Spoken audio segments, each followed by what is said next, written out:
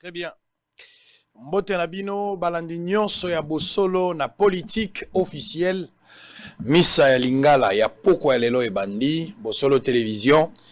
Esika bomo mesano boko benga ngo temple ya démocratie. Programme est très connu du lundi timokolo ya dimanche 24h sur 24.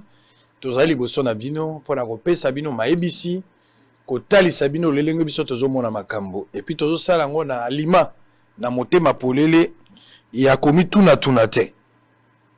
Bozola na bisiko bisuka bozwami bozali na Bunia na Beni na Butembo bozali banda ya mboka na Belgique na France bozala na États-Unis na Angola na Maroc na Afrique du Sud na Windhoek na Nairobi na Angola na Luanda me bato pe azolanda biso na Kinshasa atako na Buta na Bazuwele na Otuwele na Isiro na Wacha na Mungwere bozala na biso na Durba tobosanite bato bazali na Aru topesi bino mbote bozala na Bondo koliki ete tokolekisa bangonga malamu na après-midi ya lelo tozali en direct na télévision mais en même temps na Facebook nous passons en direct beaucoup qui paie kotala biso na Facebook soki kure katani kobanga te zwa lombango mingi na Facebook abola lien pote moto azali pembeni ayoka lolenge nini tozala makambo kolobawa lelo na tongo na poko.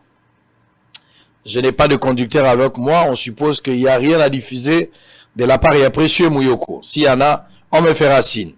Maintenant, kamata maebisi ya poko lelo yambo etena kamata bandeko yo baza ba invité ba onde baza bato ba loba pa lingala ba mangalo biso loba kawa ezakala moi mélange mais oyo ya bango penza ndeza lingala tango so bakanzaki ndaka vacances pa na bango po bango ba limbo la kalingala pena lolenge yango elobo.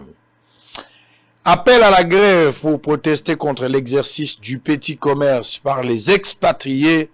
Les mots d'ordre du syndicat des vendeurs non suivis au marché central. Mais il fallait bo associer sango, bino bo associer sango te ko simandengini.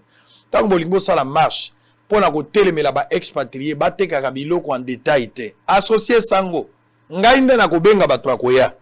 Yo associer sango te ata oza syndicat. E ko simandengini ni sango ayibite. Falo ebisanga mbala simazwa mokano ebisanga. Soko ebisinga na kotala, soki eza valable na kosadere nango. Dossier marché central, 80% d'études déjà réalisées. Ngobi Lagentini veut boucler les travaux avant la fin du mandat du chef de l'État pour inauguration. Kananga, les bureaux de la Commission nationale des droits de l'homme vandalisés par les inconnus. Maniema, plusieurs sites touristiques de la province ne sont pas mis en valeur, déplore un chef de division. Réforme électorale.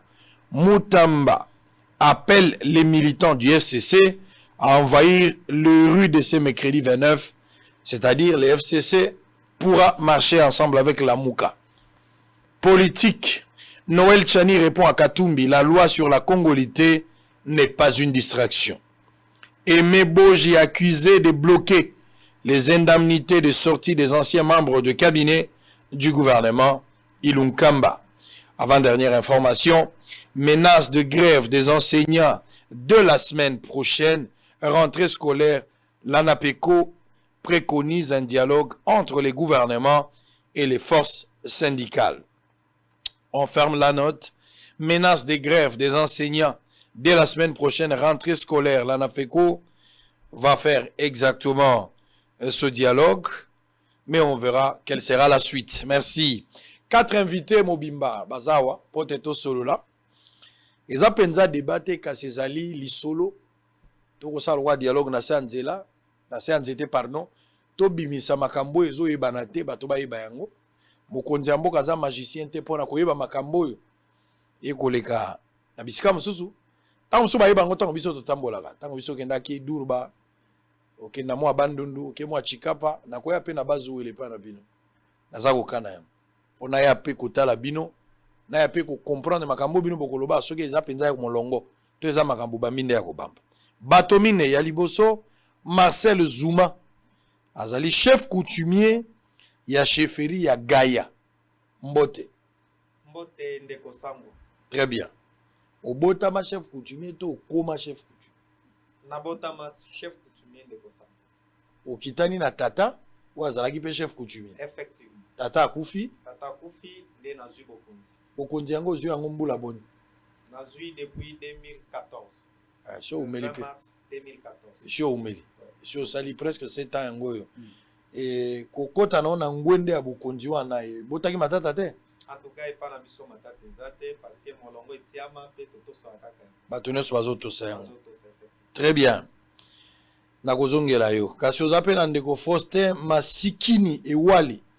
Azali chef des travaux, directeur général ya Istem Buta. Papier. Mbote. Mbote journaliste. Yo za molakisi. Naza molakisi. Oza molakisi. Okotangisa na ekolo ya santé. Istem. Exactement. Okotangisa na section nini? Naza molakisi d'abord na ISP. Très bien. Pour naza naza chef de travaux. OK. Nazali siko directeur général na Istem Buta. Très bien, merci. Tozali na Jean Bété, vice-président du conseil d'administration de l'université protestante du Congo Nord à Buta. Mbote. Mbote ndeko sango. Na yambi batumine na yebaki te. Tango na oka ba présentation nzoto malili. Yasuka boza na monsieur Gilles Babo, azali directeur général ya ISP Buta. Boye. Mbote na yo. Bino nyonso bozali bato ya mayele nazoliki ete makambo bokolobawa ekozala ya solo mpe ekozala makasi. Moto na moto akokomplete na eloko oyo tokoloba tokobandaka na chef coutumier mpo na préséance ya bokonzi ya biso na coutume tokobande pa na ye. Kasi y aura des questions qui pourront peut-être intervenir liées na bino balakisi bokoki mpe kobanda likambo eza te. Kasi tokobande pa na ye soki tobandi pa na ye oyo aza na likambo akoloba ko tombola mosapi na pesi ye maloba mpo ye mpe abakisa po tokosolola esengeli tolobaka na batour.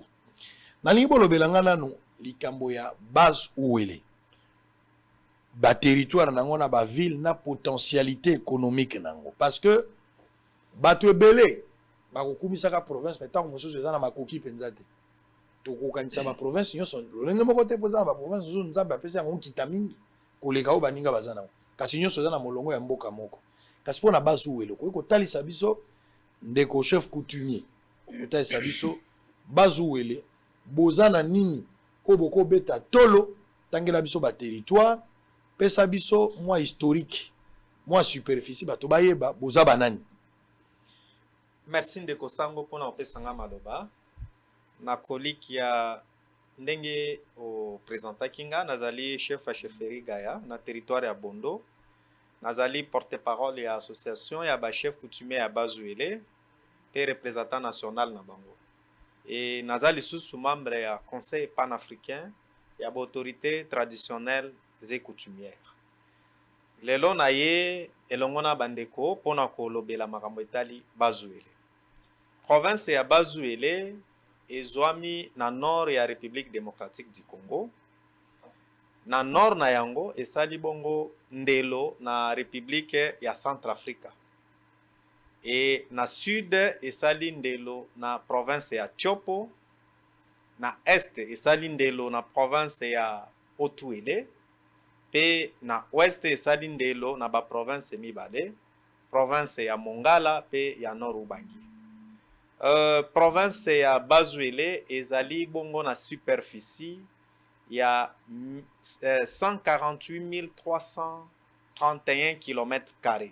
Ezali deuxième province de la République en termes de superficie. Vous appelez non exploité. Non exploité parce qu'ils ont moins habité d'abord. Donc, étendu les nombre d'habitants, ils abonnent.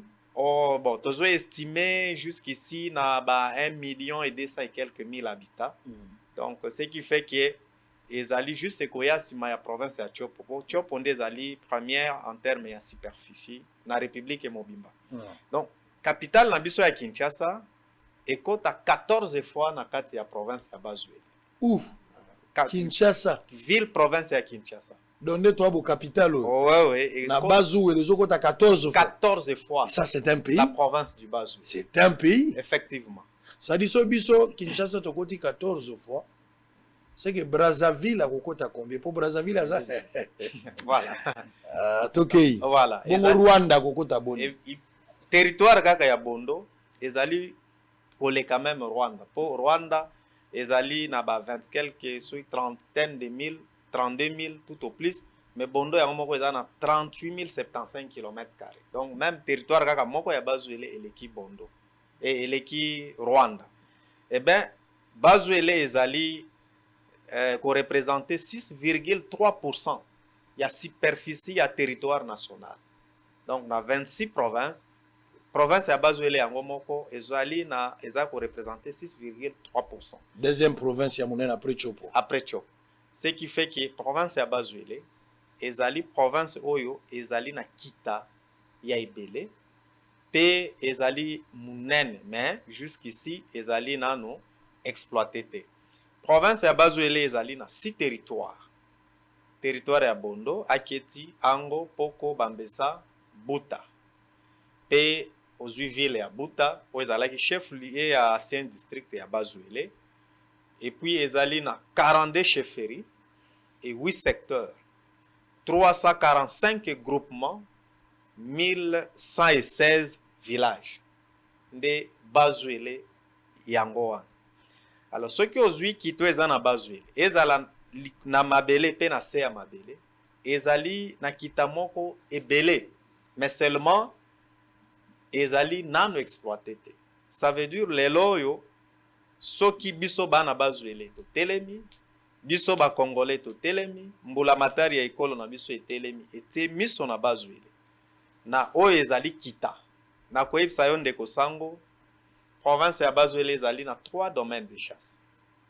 Tozali na Rubitele, tozali na Bili Uere, pe tozali na oyo ezali na territoire ya Poko. Ezali 3 domaines, pe ezali ko occuper étendue moko ezali très vaste. Parce que ce que domaine de chasse ya Bili Uere, ezali ko s'étendre sur une superficie il y a 60 000 km². Oyo nini domaine de chasse ya Bili Uere.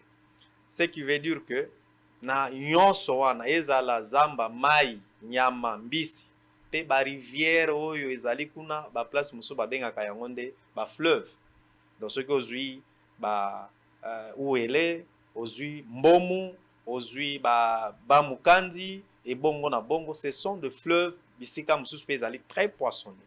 Mais seulement malheureusement jusqu'ici Bazuele ezali exploité. C'est ce qui fait que province na biso ezala oyo ezali parce que miso nanu etiami kuna te pe biso moko bana Bazuele to mipesi nanu vraiment pona ko vendre image, pour présenter carte postale ya province na biso. Justement, ouais. Au-delà ya ba potentialité prof.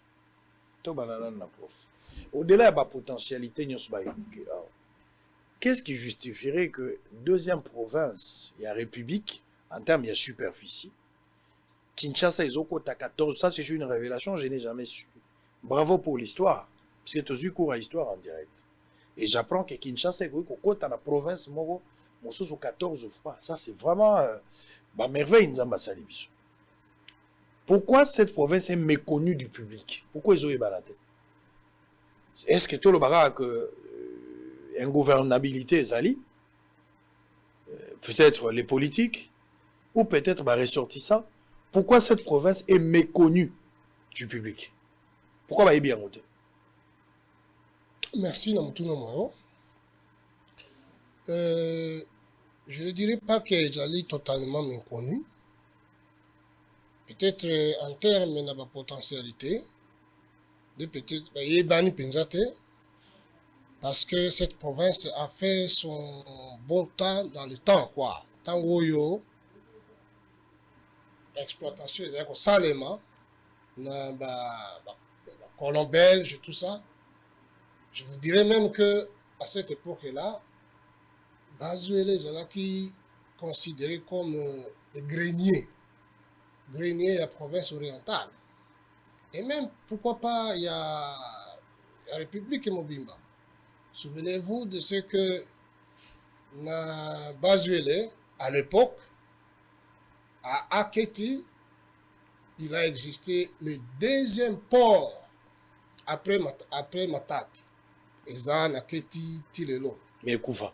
Mais ça, la qualité. Et ça, la qualité. C'est que même en Aketi, vous trouverez que dans le temps, quand au pays, il y a une certaine organisation qui compte la potentialité en Gamboana, CEP, ils allaient fournir carburant à travers la République. Et j'ai côté à stock wana na keti pour desservir maintenant toute la partie nord, Banguignos. Donc, il y avait à ce moment-là les trains, et j'ai qu'on la Bumba, Aketi, traverser Buta, Isiro. Donc, et qu'il y a carburant et tiki ba produit manufacturé ou Kinshasa, pour m'assurer ou Kinshasa comme Bumba, ba tiki biloko ezui na train et que tiguna. Et tant qu'on a besoin de kuna, très bien nous avons tous les produits agricoles, surtout café. Café banen ko yakuna de comme awa ti na Kinshasa et comme ti matadi ke poto. Donc dans le temps je dirais que l'activité wana ezala ko sala ke bazuele et bana pona potentialité na pona ba activité na yango, mais c'est ciment avec l'enclavement nzela ezali susute ba train ezali susute yango comme lokola te buta et bani susute à cause de l'enclavement. Et pourtant, Bouta a fait son travail dans le temps. On dit même que ceux qui s'engagent, qui construisent, c'est grâce à Nabiloko et Bouta. Finalement, Bouta a été oublié, a été négligé. À cause de l'enclavement. Alors, mais maintenant, la question, est-ce que Bouta Zali n'a pas politique? Parce que ce que le Bouta qui est négligé, généralement, la décision émane des politiques. Est-ce qu'Azali n'a pas si n'a pas naté Tomibali ya ba politique au peu bazana kilo ba o bayo kanaka. Quelle est leur implication ceux qui bazali? Implication na bango pour le développement ya Bouta. Implication na bango justement pour la pérenniser le kumo Bouta zalaki nango. Ceux qui bazali banani pe basali nini pote Bouta a continuer to azonge la robo azalaki nango liboso. Est-ce que bazali? Oui, merci mingi ndeko sango pour la mutuna. Ba politicien bana mboka ya bazuele bazali ezala bana ya basi ndenge moko na boya mibali bazali ba oyo pe bazosala misala ndenge na ndenge na kati ya ekolo na biso Congo baza pe ba occuper pe ba poste ndenge na ndenge ndenge oyoka kotanga ikombo na ngai musala na ngai nazali agronome oyo nde ezali penza mosala onga na sali oyebi mboka pona développement na yango ezali kosalema na lolenge ya munene d'une manière générale pe na lolenge oyo etali mboka na mboka ezali na mutindo oyo nzambe atia biloko kuna na moi mwa lelo mbala mingi tozomona ete bamboka oyo eza koyoka na mingi oyo tozomona meme ke politique ezosala ezali mingi bipai wapi ba misala ya koloroto ba minere ezali yango komona ke bato nyonso miso na bango ezobe kuna me bazu elenga na ngina yebisa yo ndenge ndeko autai koloba awa ezali province ezali ya vocation agricole zambe ezali biloko ezali mais na moi mwa lelo bazu eleza koyoka na lisusu te tout simplement parce que ezali penza ko attirer bato mingi te po ete baya ya liboso ezali enclavé mais nakanisi ete na moi mwa lelo ndenge Buta esi efungwami pepo ebandi okita na mboka Buta na lisungi ya moko ya bana na biso oyo ya mwana mboka azali pe na politique lelo pepo esi ekomi tozali na elika ete Buta ekozongela to bazuele ekozongela robe na yango ndenge ezalaka liboso parce que biloko ezali kuna na mabele ekobanda koya na mboka Kinshasa bato mingi bakotia miso na bango kuna. Mais ça dit kolanda ndeko à part pepo ezongeli ko mata po ikita ba politicien nyonso bino bozana ngata bo banga kotanga bakombo na bango tswat bolingite maintenant loba ndeko Aminata na yo pe Aminata na Carola Gito mama Carola Gito na pesi pe mbote wana nde sika bango bauti mais olobi ayo mosano kolona bilanga bosali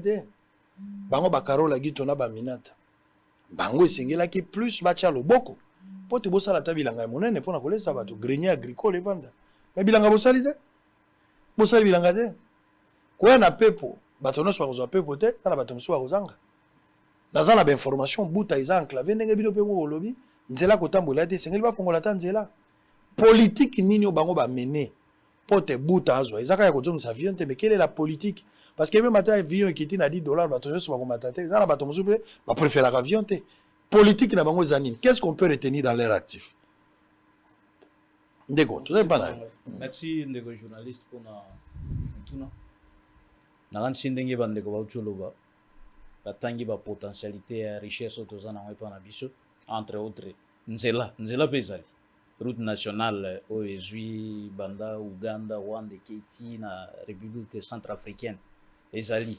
port ezali en chômage aéroport ezali mais le problème est que tozali enclavé ndenge olobi banzela wana ekufi pratiquement donc ekobimakisa ngani neti lelo tozoloba mpo okoma buta il vous faut pas moins de même na moto au moins 2 jours pour okoma buta po okomakisa ngani même ko maketi po okoma pardon buta po okoma keti il y a un trosso là Gouma po okoma keti bazobenga ngo morgue c'est terrible ok même ba piéton bazo kokate kotambola même na moto donc il y a autant de problèmes au tozanango alors par rapport à l'implication il y a ba ndeko na biso na monde ya politique en fait awa tokoko parler na bandeko na biso ya politique mais problème ezali na ba potentialité ya richesse nyonso totangia donc oyo totangi ezali tolobi bien potentialité mais pour qui est et comme richesse il faut transformation pour transformer en et pour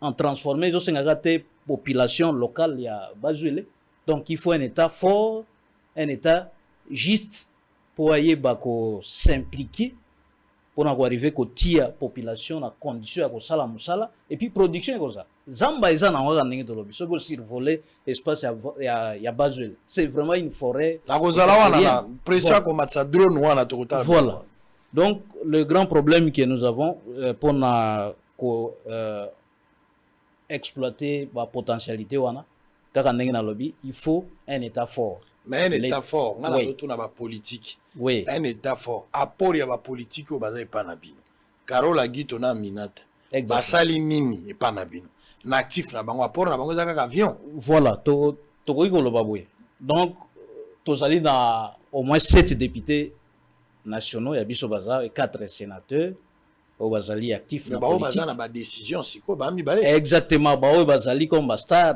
na kati ya gouvernance baza mibale sénatrice ya biso Carole bazali ko occuper poste ya question et puis vice ministre na biso mwana na biso ya ministre ouais ya Minata ya EPST je crois entrer na bango ça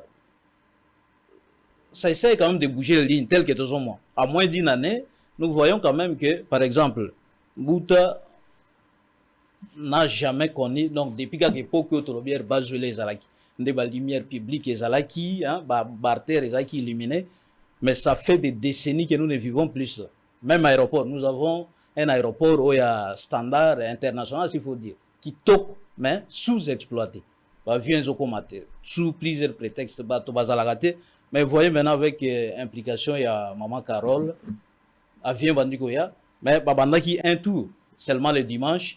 Mais ils ont constaté que les passagers vont chômer. Parce qu'ils vont ajouter comme des tours, jeudi et dimanche.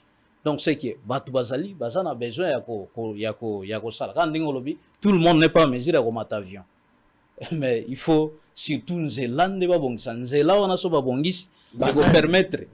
Mais c'est la politique comme nous disons. Vous avez un gouvernement provincial. Vous avez un gouvernement provincial. Vous avez un gouvernement provincial exactement. Très bien. Mais d'abord, tu as dit route nationale. Là, c'est de la compétence du gouvernement central. Donc, route nationale 4. Donc là, gouvernement, il y a des moments où même les députés n'habitent pas honorable parfois ayaka, tracteur, point chaud. Donc, très bien. On ne peut pas arriver à ce niveau. Et puis, sur la autour, il y a illumination. Depuis plusieurs moments, et les cas de décennies, on n'a jamais vécu.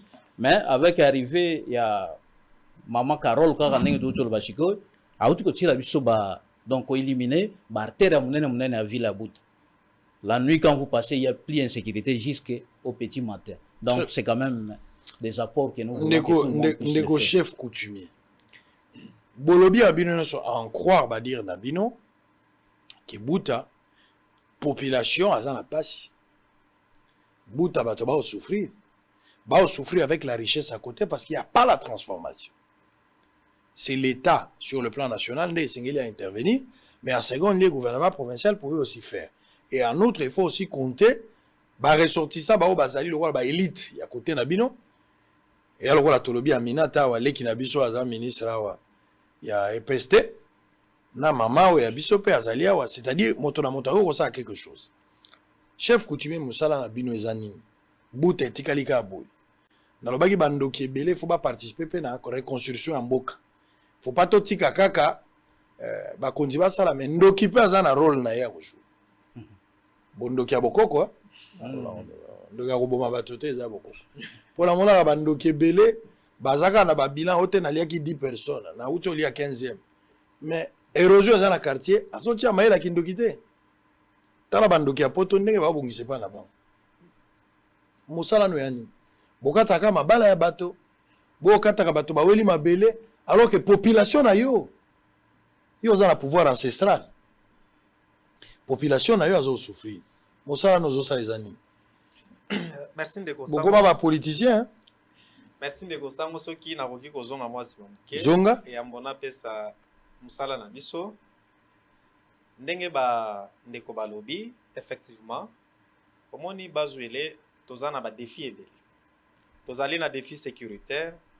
Tozali na ba défi na ngambo ya ba infrastructure scolaire, sanitaire, routière et bongo na bongo.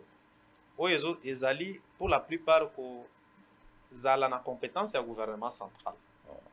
Parce que kuna ba route d'intérêt national gouvernement lokola ya kobima kisangani Buta ko kende Bondo ndu ko katsa na Centrafrique ko zwa Buta ko koma na Iziro RN25 ezali compétence ya gouvernement central.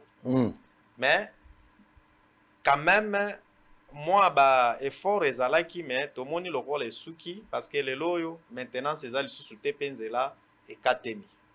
Ni tete apport ya honorable Carole Agito ndenge bandeko balobi ndenge a jeté pont aérien sur aéroport ya Buta nako kanisa peut-être pour nako rappeler bo bazolanda biso aéroport à Buta ezali deuxième aéroport na Grande Orientale après ya Kisangani eleki aéroport ya Bunia eleki aéroport ya Isiro mais ezalaki inexploité mais grâce à implication honorable questeur ya Sénat honorable Carole lelo pont aérien wana nde komi quand même kosala ki même poto koma Kinshasa lelo to solola oyamba biso na plateau ya bosolo na politique ezali grâce ya nini pont aérien wana pe azali kosala ba makambo ebele ba construction ba marché moderne e bongo na bongo bazo ba mai azo forer ba mai pona kopesa population wana en tant que mwana ya bazwi même honorable Aminata yepe azali na action azali ko mener excellence Aminata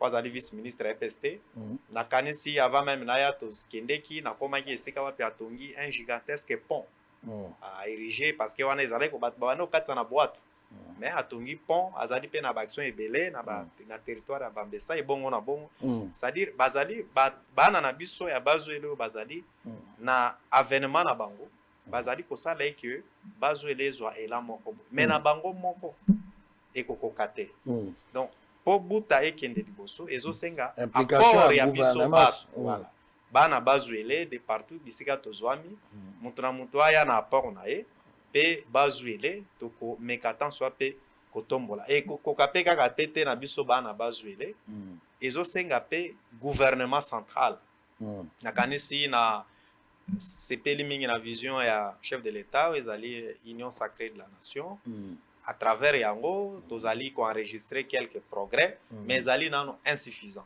nde yango pe na occasion toyaki pe merci ndenge opesi biso opportunité pour to lancer appel au gouvernement de la République parce que omoni ndeko sango lelo bazwele na oyo nyonso tolobi peut-être ezoloba ma moins parce que eza nano exploité te mais il y a peu bazuele ezalaki kolobama kotangema et depuis ba société ezalaki na bazuele ba codenor et fonctionnel lisusu te yango même esalaki ce texte qui na kisangani ezwa difficulté pour na fonction parce que ba coton ni banda bazuele nde banda ko produire alors donc eza bana ba makabe ezalaki na ba société ebele comme les autres fonctionnels lisusu te yango lelo bazuele eza na niveau oyo mais ba comme na lokola gouvernement central parce que richesse ezalaka nationale nde yango tozosenga na gouvernement central ata soki lelo bazuele ezali koproduire nanu te mais lobby bazuele koproduire et quand bazuele koproduire lobby richesse ya bazuele wana bandeko ebele mpe na baprovince bakobénéficier yango nde kozala grenier agricole effectivement yango tozosenga na gouvernement central mpo ayeba mpe kodistribue richesse nationale c'est-à-dire lelo soki ezali Katanga, Congo central, ville province ya Kinshasa, le Kivu nde bazali kopesa apport moko ya makasi na budget de l'état ce n'est pas pour autant que ba province lokola ya biso bazuele tozangi richesse wana te tozana presque nyonso bandeko ya ba province mosusu baza nango mais ezali seulement lokola ya biso eza nano exploité te nde yango ezosala ke tozala na niveau tozali alors gouvernement central na politique na ye même ezali prévu na constitution ayeba mpe kodistribue mpona kopermettre biso baprovince oyo nanu banini esalemi epa na biso te ebandi nanu mpenza te tomeka mpe kokóma na niveau kokapo na biso tobanda wana mpe kokende peut-être lobi mpe bandeko bakotourne regard epa na biso mpona kozwa oyo eza epa na biso e construire mpe baprovince parce que biso baso tozali bana Congo. Très bien. Alors professeur nalingi sikoyo toloba nano pour des écoles parce qu'il y a les kambo gratuité et les universités ndeko moindo nzangi auti ko tambola ministre enseignement supérieur université akangi ba faculté ya médecine na ba université ebele oyo pona ye amoni ke bato wana ba coopérant bakoko tia ma etali nzoto ya bato te parce que na Kinshasa zo na po moko sérieux okuta mutu mususu aza na ndako ya chambre na salon mais akomi yango polyclinique na mir na ye makambo ya komi acheli bino ba service ata 40 ophtalmologie kana ndako ya chambre na salon maternité obewana chirurgie kaka wana médecine interne laboratoire nutrition diététique dentisterie échographie nyonso beka na ndako ya chambre na salon atoza na bolingwa mboka ekokate loba yeso akamata mbisi na mapa akomisa ngo ebele po ekosimba te. Quel est le niveau de l'enseignement primaire et universitaire na province ya Bazuel lelo? Est-ce que vous avez na ba école na ba université viable ou ba construire na ba norme qualité enseignement ni bana baza ko kuna et quelles sont les difficultés que vous avez pour des écoles? On commence avec le pauvre Yago Kamata Msande kwa koya Yago succès en likamon et puis tu rechanges chapitre. Merci mingi ndeko sango pona maloba par rapport na niveau ya enseignement ya solo ndenge olobi enseignement d'une manière générale na mboka na biso ezali ya solo na kokita yango politique ya mokonzi ya mboka ya koloba te gratuité de l'enseignement na primaire et secondaire et salisa poete bato bakende belé na classe ata bazali na mbongo te batanga maele mabango et salisa bango na niveau na Bazuele ba école ezali primaire et secondaire oyo et remplir ba norme mingi oyebi ezali ba école oyo confessionnel ezali belé ya ba confession religieuse par exemple ba catholique ya ba protestant ezali belé ezali ba école ya malam oyo kokisi ba norme par rapport na ba université pe ba enseignement supérieur universitaire tozali na yango penza ebele te tozali na université moko tozali na ba institut supérieur ezali pene mine ou bien mitano oyo ezali kusala oyo ekokisi ba norme mais ba difficulté ezali eloko nini difficulté oyo toza na yango ya liboso ezali ndenge omoni toza koloba makambo ya nzela eza kopesa bokoso mingi po ete bato bakoma na niveau na bazuele po na misala oyo etali enseignement supérieur universitaire. Alors topesi merci mingi na ndeko na biso Carole Aguito parce que ndenge avion ekomi alors kobenga ba professeur visiteur même kouta na Kinshasa ekoza susu penza likambo te parce que moto kolongola lelo na tongo na poko za na buta pesi enseignement na ye après une semaine akoko zonga ils appelé ça susu likambo te. Donc bokoso ya mibale ezali te nini wana ezali na lifuti malamu te enseignant oyo bazali kotangisa kuna bazofutama malamu te na ndenge oyo ezali lolenge mibale bamususu azali par exemple le chef de travaux mais baza kofuta kaka lokola assistant bamususu basi bakoyimba professeur mais baza kofuta kaka lokola chef de travaux difficulté ya ndenge wana ezali ebele bato mususu personnel mususu administratif personnel ouvrier ebele mususu bazali ta mususu na matricule futa magate ndenge moko na enseignement primaire et secondaire non mécanisé bazali ebele non payé bazali ebele. Voilà un peu na moi muke oyo na kwa ikoloba par rapport na niveau qualité enseignement. Est-ce que vous êtes en mesure à reproduire banoyo à cause de la paix utile pour Namboka Lelo, les conditions, le salaire des enseignants, prise en charge et enseignants, ça se passe comment?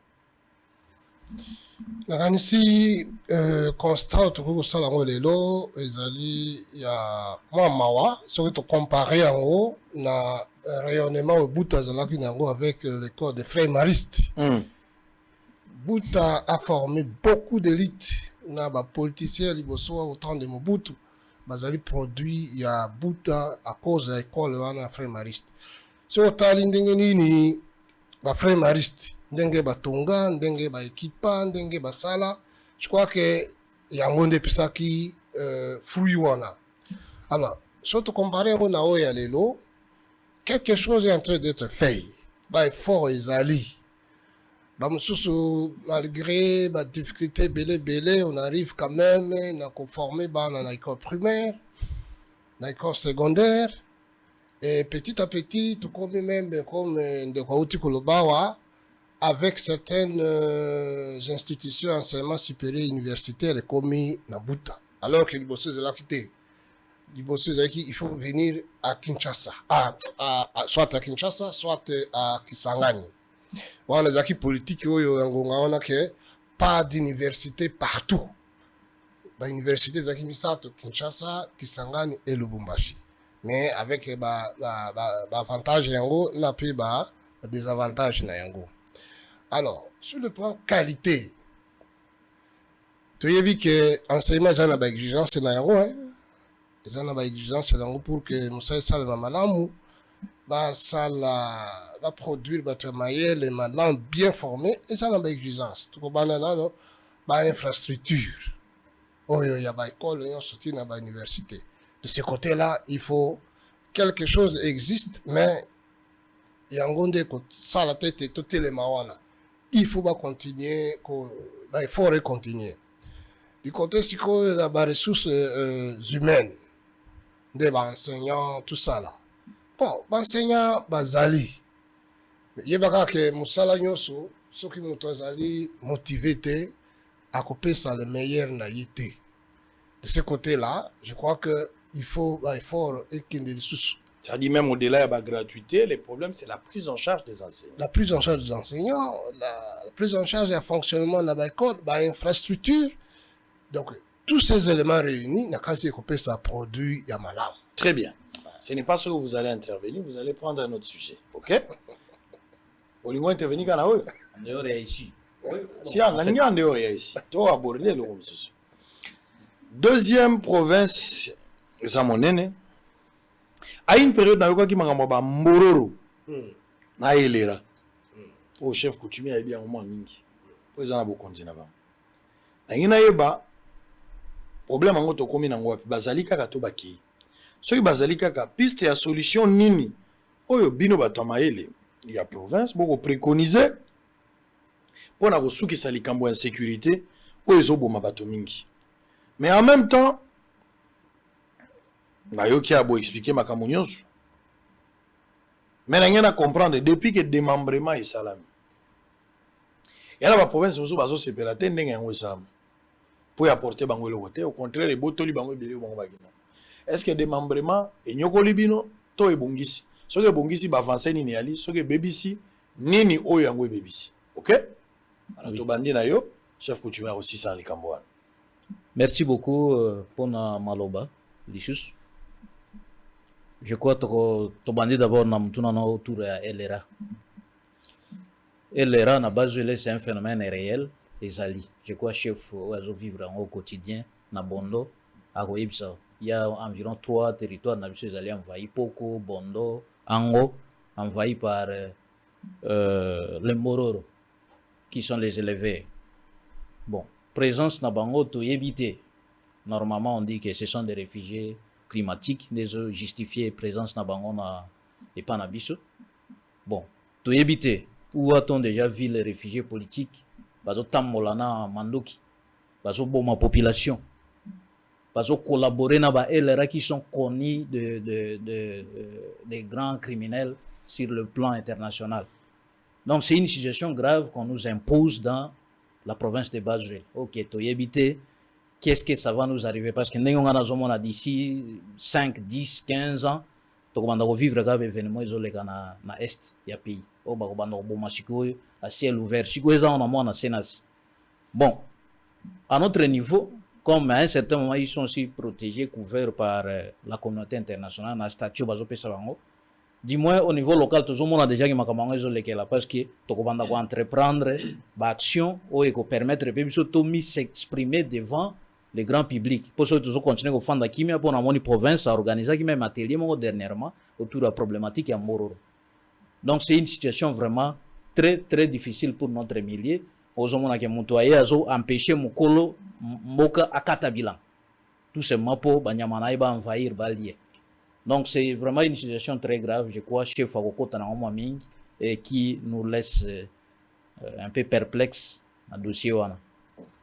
Démembrement. Démembrement, bon, c'est quelque chose qui est une réalité maintenant. Tu as vu que tu as qui la configuration de la province orientale 2015, parce que le découpage est seulement de Zongi. Du moins, ce démembrement, c'est long. L'avantage c'est d'aller rapprocher, administrer l'administration. Parce qu'on peut chercher à voir le gouverneur, pas avec trop d'efforts, pour que mon ministre et tout ça. Politique à proximité. Voilà. Cette proximité-là, c'est quand même un avantage. Et bon, sur le plan développement, pour un habitant de province, il y a qui a sik. Akuta qui nzela, bon, il y a qui en a. Et qui est un peu praticable. Et puis le fait qu'il y a nzela ko bonga, c'est déjà un atout à développement. Ce qu'on est même, tant on nzela bonga qui, population s'est mis à travailler.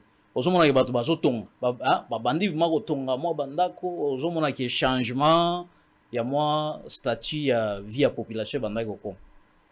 Bon, depuis l'arrivée de la province chez nous, je n'ai pas encore constaté vraiment un grand changement.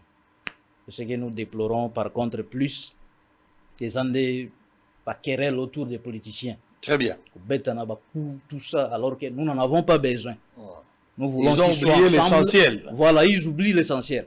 Base à l'ensemble, va travailler, n'abisso population, c'est ce qui va donner de la force pour que tu attires le développement plutôt. Alors, chef, des histoires. Alors, merci Ndeko Sango. Nakanisi par rapport à des défis sécuritaires. Dengue directeur général et ISTEM à l'OBI. En tout cas, tu as un phénomène LRA, avec un peu Kolobela, qui constitue en tout cas une menace pour la quiétude de la population de Bazuele. Et à cela s'ajoute le phénomène Mbororo. De Kosango Lelo, le Mbororo, le Pel, Dengue Babenga Kabango, Bisoto Meseni Kobenga Bango Bambororo, Bazali en séjour irrégulier en République démocratique du Congo. Et que les lorsque qui ont tenu statut à Bambororo, bakoki nulle part au PSAO, que ce soit au niveau national, que ce soit au niveau international, que ce soit au niveau, bon, tout le bélaïsus localité, parce que au niveau local, ma problématique, on est relevé dans compétence et la province, moins encore il y a entité de base au Bisotozadi. C'est-à-dire ce sont de peuples qui vivent, qui occupent la République dans une situation irrégulière et qu'ils ne doivent à personne.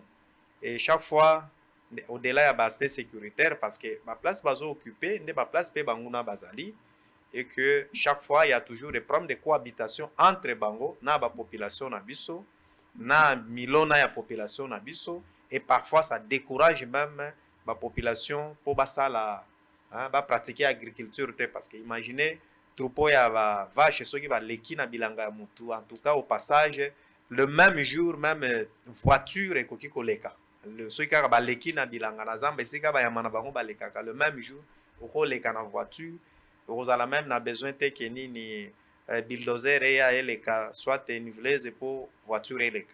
Alors tout ça ils ont ça là qui du point de vue cohabitation. Alors c'est comme ça que souvent population à Bazouélé comme c'est Bazali étrangers parce qu'ils ne sont pas des Congolais alors qu'ils vivent au Congo mieux que les Congolais eux-mêmes parce que ndenge bazawana ils n'ont pas les bazana ba carte de résidence c'était il y a séjour était ba futa katak c'était et là comment côté mais le petit peuple au biso moko ba congolais ne bozo futa taxe mutu ake azwi kaka mwa pondu ake nango na marché local ba afuti viande afuti mwa taxe mais mbororo ya azane kuna te tout ce qu'on demande c'est on nous demande des alliés torope sabino attitude à prendre et jusqu'à quand parce que depuis que bakota na 2002 ça fait les 20 ans qui sont là et même leur présence par rapport au secteur environnement ils ont constitué une menace terrible dans la biodiversité parce qu'ils polluent donc espace bazo occupé bazo bengana bayamana biso au sauvage bazali ko bengana ba plante même médicinale bazali ko sentir te ba animaux yonso bazali féroce pona bayamana bango alors que bazalaka totalement protégé par na biso bazali ko chasser bango donc tout cela fait que bayende ko détruire nini biodiversité na biso avec toutes les conséquences où ils allaient liées na destruction ya biodiversité où ils ko menacer ils ont menacé directement l'écosystème donc présence ya Mbororo na Bazouélé dans le plateau de l'Ouélé ce n'est pas une présence souhaitable c'est comme ça que tosengaka toujours na gouvernement de la République parce que le long de Kosango on ne sait pas c'est Mbororo baza combien. Il n'y a jamais eu l'identification de ces élèves. Parce qu'il n'y a jamais qu'on identifie. Na biloko bazana. Bon. Comment est-ce que biso tokoki kozala na bapaya na biso un état souverain tozala na bapaya na territoire na biso mais toyebate bapaya ngo baza combien il y a aucune administration qui s'occupe de Mbororo même pas la DGM et finalement on se pose la question makambo tokokende nango te mukolonine bayamana bango bazo déambuler et puis ils sont là incontrôlés raison pour laquelle nous avons toujours plaidé auprès du gouvernement central pour solliciter à ce qui va identifier Bambororo va cantonner bango et obtenir leur rapatriement parce que ceux qui déjà bazongi bon si un jour parce qu'ils n'ont même pas un statut aujourd'hui si vous posez Mbororo azanani donc en fait baza loko là patrie de moko batu moko bazana nationalité alors qu'ils ont leur bazana ba nationalité ya pays d'origine na bango on peut les rapatrier dans leur pays d'origine après rapatriement un jour si ils remplissaient les conditions moko au gouvernement de la République na ba service na ye ba ye na Congo ndenge ba étranger so bakotaka là il y aura pas problème mais nous imposer des personnes au bazana séjour irrégulier. Très bien. Alors, on va prendre la dernière bande, parce que vous avez été reçu par les ministres Kiluando. Yazali, ministre d'État, ministre d'Aménagement Territoire, na ebité Tina Koyambabino ezalaki nini, Moindo Nzangi akoyambabino, na ebité Bogosolo la paix chose nini na Tina Likamboan, na kozonge sika wana, kasi pa na bino po yemota aussi sa Likambao. Finalement, aéroport obino bozo komisa bobi ezana ba norme internationale. Aéroport ezangi motukata ya ancien te incendie ezate. Bozana maite. Bozana courant te. Bobika ndenge nini. sika wa ndenge toali awa bamaponomi kozalaka kala mingi te na bino moko programme tolobake mokonzi aza te ya mboka bapesi yo makoki lelo babi bino il faut bobikisa bazuwele bima libanda bato bamona yango yo kosala nini yo kosala nini yo kosala nini bino misato sima ye akoyebisa biso ntina ya moyindo na ntina ya ndeko Gilwando bavisite wana epi tosukisi tobandi epa na yo na pasi oyo boza nango lelo soki esengeli bobanda soki yo moto ifo pesa makanisi bokobanda wapi mpe talisa biso kosala yango ndenge nini. Merci Namutuna. Je crois que c'est très important. Bisopé population tous akaba programme à côté na programme na biso exact pour que azwa mandat. Mais mbalamingi zakabango ba yene ba programme na bango ba côté sande biso na ba programme na bango o temps sous c'est ça le marketing. Je crois que il est temps. Biso population tout banda ba programme. So ezalaki ngai bon malheureusement nazali ka molakisi na kosala rôle na ngai ke epa na ngai ezali comme je l'ai dit il faut ko désenclaver Bazuele ba effort ezali oui mais soki to désenclaver yango na nzela banzela so efungwami nzela ya Buta Kisangani Buta Isiro Buta Bondo te comme la frontière. Je crois que Kozala et Lokoyo et qu'on entraîner tout le monde qui a contribution pour des provinces tout le monde ou bien la majorité parce que c'est une province à vocation agricole. Et Belé Abato Babika Kalamusala ya Bilanga. Bon, on se va favoriser Bango Nanzela wana ke Mutu, Oloni, Okekoteka, Ozimbongo, okomi ko bongisa situation na yo tongi mo ndako tangsibana maladie ozana mbongo okena ngo l'hôpital. Je crois que et ko motiver bato pe ba ko produire mingi et puis revenir bato et ko kende liboso. Donc nzela pour moi priorité za nzela et pour na yango je crois que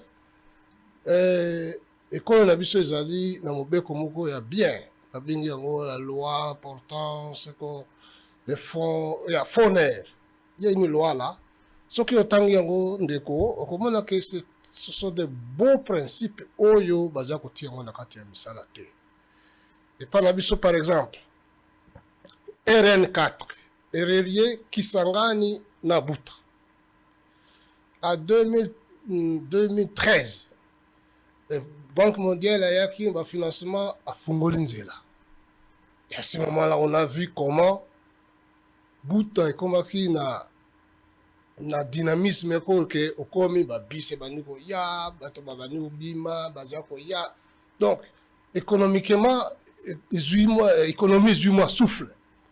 Mais tout le bas 7 ans, 8 ans après, Nzela Oyo Olongoli Buto komi Kisangani à 6 heures. Le lois est comité, il faut faire 2-3 jours. Alors que Ebanako Beba na miso na biso. Beba to babongisi te. Bah ça le côté. Tiki ya ngwebe ba. Moi je pense qu'il faut changer de méthode sikoyo. Au lieu bazila kakaka office de route. Bazila kakaka non. Tozonge la cantonnage manuel. Très bien. Sikoyo bate ba péage wana. Péage wana e futaka bato bazo sala cartonnage manuel. Très bien. L'auto-prise en charge. C'est ça. Ndeko, pesa peli kansino ndambo ndeko azwa ebonga ya sukisa. Merci beaucoup. Yo loba oyo moni eko salisa province. Nakanisi lowe ho salisa province soki lobi ndenge tozoki na maponami. Et pas na ndenge na bandaki koloba au départ tozana posa ya état fort et juste. État fort et juste, c'est que par contre, ndenge balobi de l'autre dans la démocratie, pouvoir et na peuple pour na intérêt à peuple. Donc souci na biso ezali d'abord on comme intellectuel, j'ai toujours dit loi électorale l'autre dans un certain moment ça fait aussi très mal.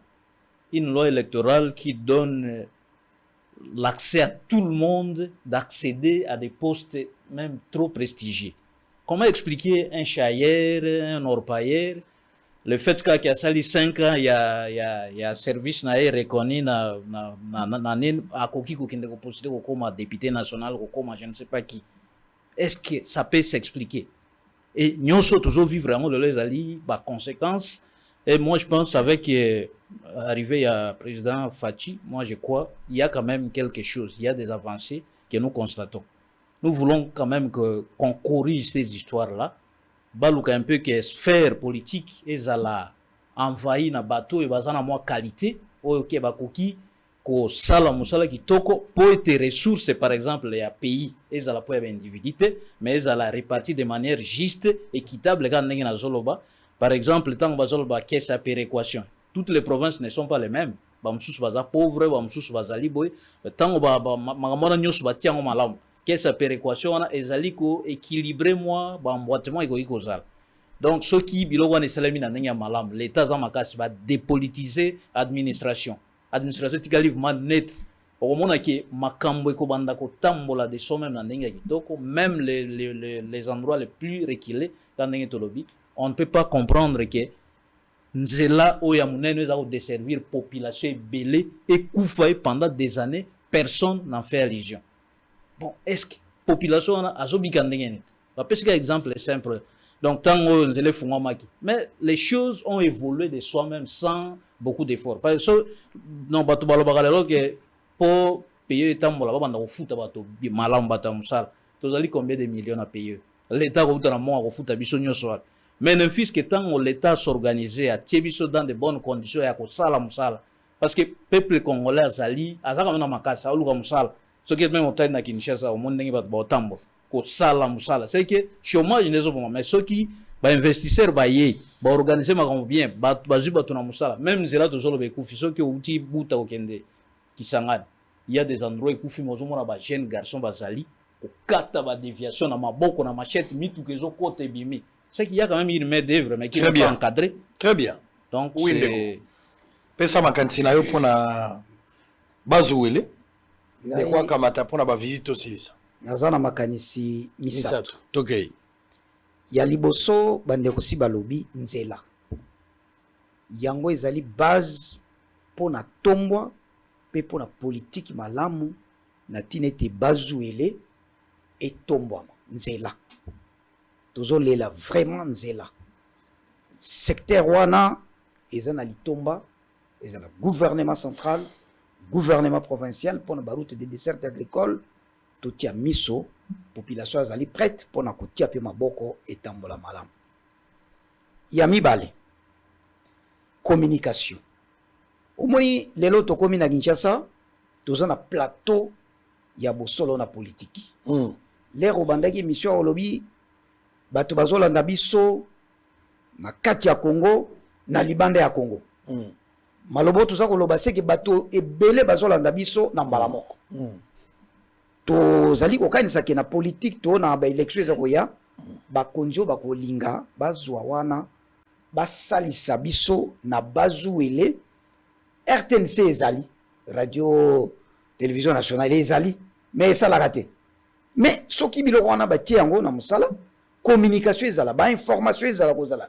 sensibilisation ezala koleka makambo nyonso ezala koleka na polele basango ezali kosalema to misala nyonso ezosalema na bazuele eyoka na pe na libanda ya mboka pe na kati ya mboka omona ete kotira attention biso pe tokoma nano kuna ta mosusu bainvestisseur bakoki mpe koya tokoma nano kuna totala biloko nini tokoki kosala po ete mboka wana etomwa. Très bien.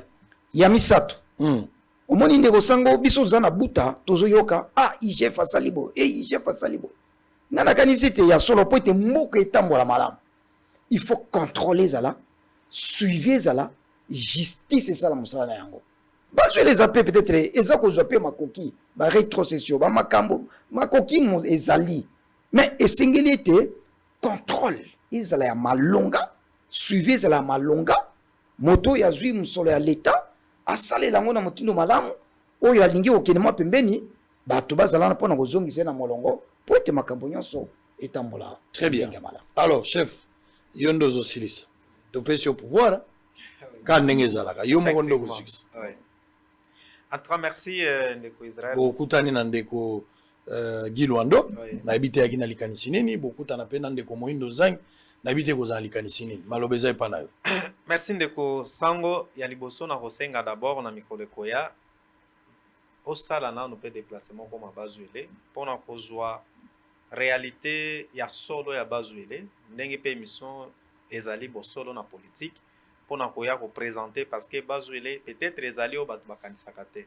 Bazuele ezali province oyo ezali na avenir mpona Congo mpe un jour en tout cas bato bakotaka partout mpona kokende Bazuele. Nalaki yo ke na koya. Ah, merci beaucoup. Nakobongisa yango na ngonga na ngai eza mwa pasi mais précieux azali nakokamata équipe tokoya na bango. En tout cas, merci beaucoup. Bana Bazuele naza koya nalaki bino ke tokoya. Merci beaucoup. Et ce qui tokende tokutanaki d'abord na vice-premier ministre intérieur na nzela ya honorable questeur ya Sénat Carole Agito ezalaki bongo mpona kosala ete ndeko na biso chef coutumier mosusu ya Bazuele depuis banda misala. Ça fait 20 ans, 30 ans bazalaka na arrêté à reconnaissance te nde na ntina wana tokende komona epe kosoumettre ye défi ndenge touti koloba mwa ndambo ya sécurité na oyo etali province ya Bazuele LRA présence ya Mbororo ezali pe na phénomène mosusu ya braconniers internationaux oyo ezali na Bazuele ye lokola patron ya sécurité pe tozwaki makoki wana mpona koexplike situation etali Bazuele na oyo etali ye comme ministre de tutelle. Tokutanaki pe lisusu na excellence Guy Luando ezalaki bongo mpona lokola ministre ya aménagement du territoire pe autaki kolancer campagne ya vulgarisation sur la politique nationale sur l'aménagement du territoire po na kati na nini na ezali na agence moko oyo etali makambo ya kotonga nouvelle ville entre autres Buta oyo ezali chef lieu ndeko Sango nayebi nakanisi pe oyebi sur 26 provinces il y a que 11 provinces oyo ezali na ville oyo ezali plus ou moins construite oyo ebandaki koabrite chef lieu ya institution ya 11 anciennes provinces mais depuis démembrement donc chef lieu ya province mosusu ezalaki chef lieu ya district te lelo gouvernement asali nanu mosala ya kobongisa yango te raison pour laquelle Buta comme chef lieu ya province ya Bazuele ezalaki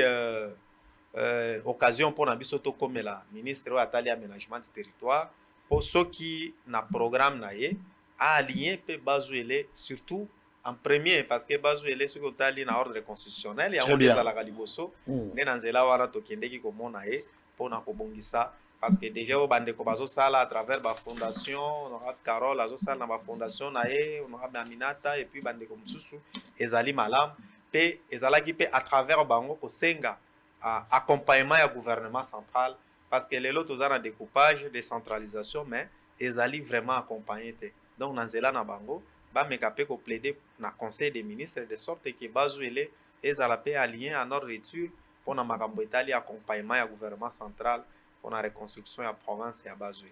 Vraiment, des alaki presque na boa beaucoup. Très bien. À rencontre merci beaucoup. Bolandi yango penza na molongo ba pesi ba détail. Vérité moso eko bimate libanda ya awa pamba te bato bazali awa eza bato yo bazali ba leader d'opinion. Bangonde bazali ko centrer secteur presque nyonso ya vie o ezoleka na Bazuele. Nathalie Sibino ndeko Marcel Zuma, chef coutumier yende auti kolobao.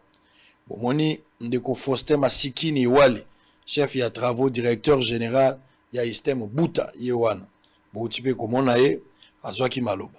Kaka yete ndeko Jean Bété vice-président du conseil d'administration de l'université protestante ya Congo. Yeyo ndeko ya Latijini.